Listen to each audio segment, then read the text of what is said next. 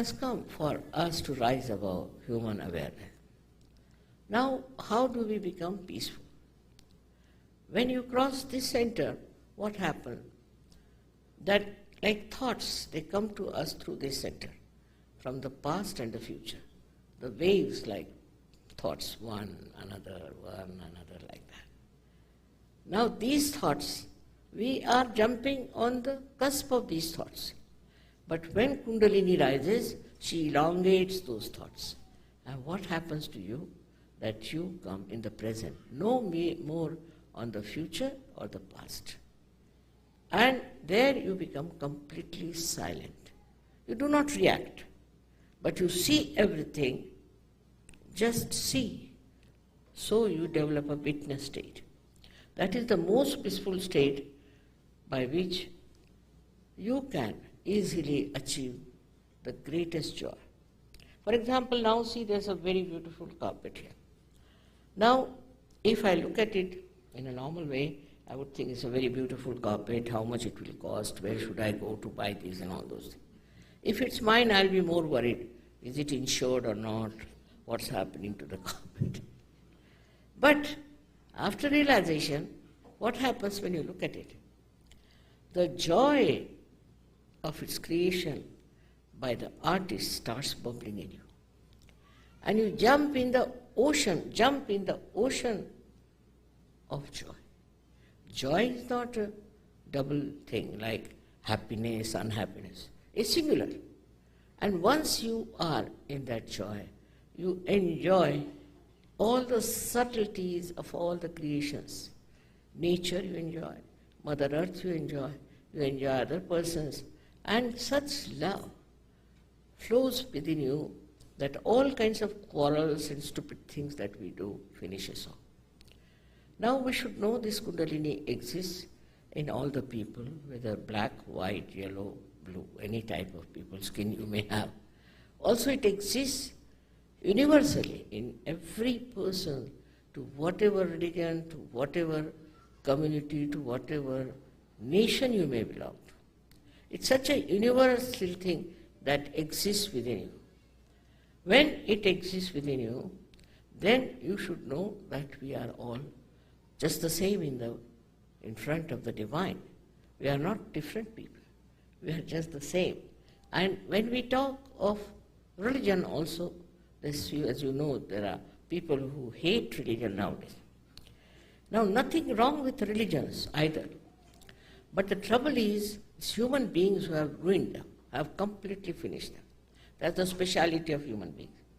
If you go in a forest where there has been no visitation of a human being, it's very clean, it doesn't smell, you find it's so well organized. But in case one human being goes there, immediately you'll know there must have been a human being. Because of its existence, you find lots of problems in that forest. So they have done the same thing to our religions. They have ruined them because they have made it money-oriented or power-oriented. If you become money-oriented, what happens that you know very well? We have to be spirit-oriented. Because religions are not spirit-oriented, all these problems have come, they are fighting in the name of one God, all of them are fighting. It's a stupid thing, but it is happening. So one has to know that there is no way we can live together unless and until we have our self-realization. Spirit is the reflection of God Almighty in our hearts. When it is there, when it shines, then what happens is our attention becomes enlightened. Wherever our attention goes, it works. The spiritual powers work. This attention has been so far hovering here and there. Then it is from inside. The light shows that the person whom you are looking, the building you are looking at, all the things you are looking at with a different sense of joy. And this attention, which is enlightened, makes you an evolved personality. We talk of nowadays there's no value system, The value system has fallen down. All kinds of things we talk.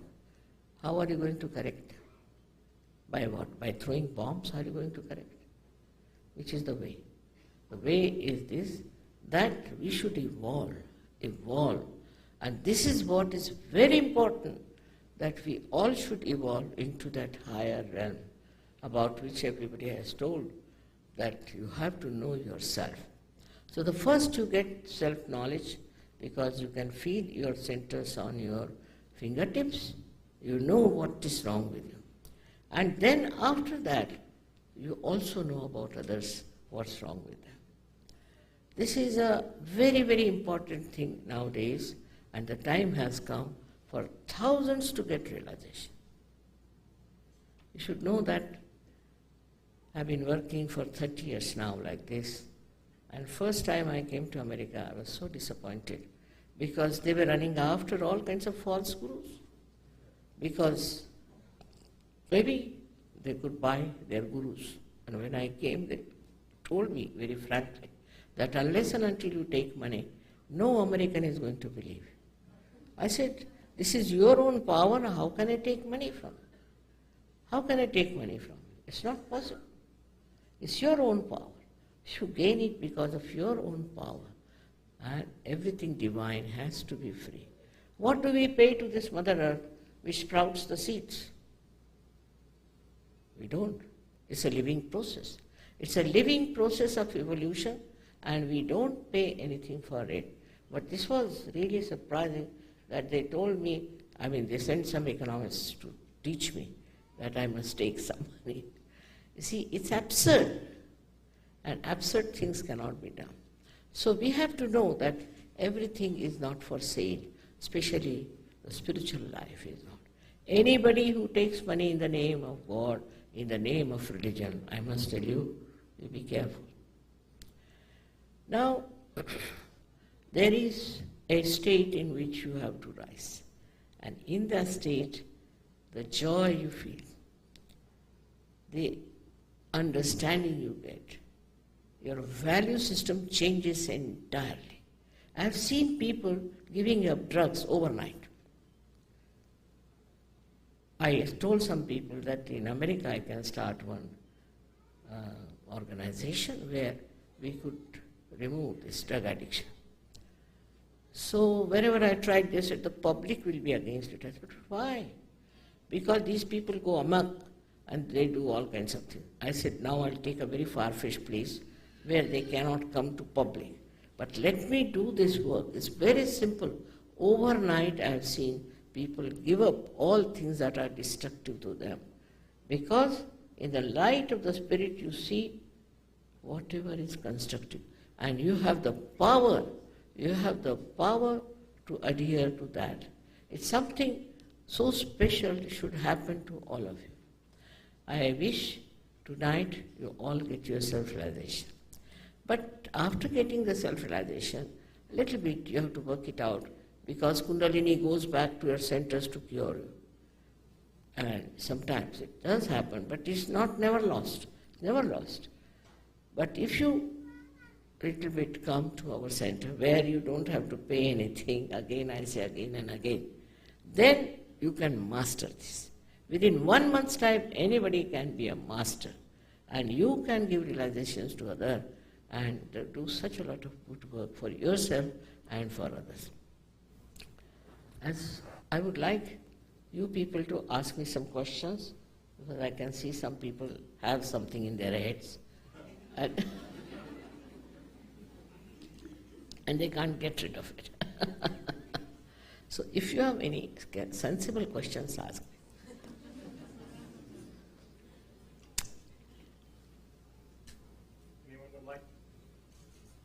Anyone would like to ask a question? Srimataji?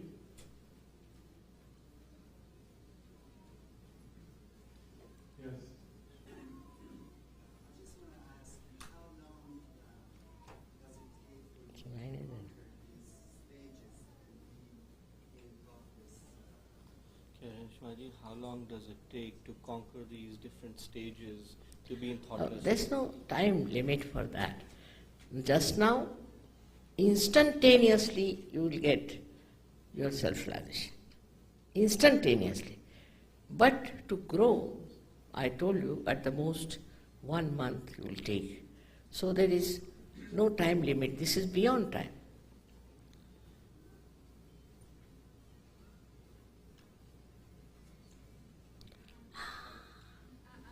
It's feeling shy. Can you Thank speak up a you. little bit? If you attain that experience of self-realization, like for example tonight, is it going to be permanent?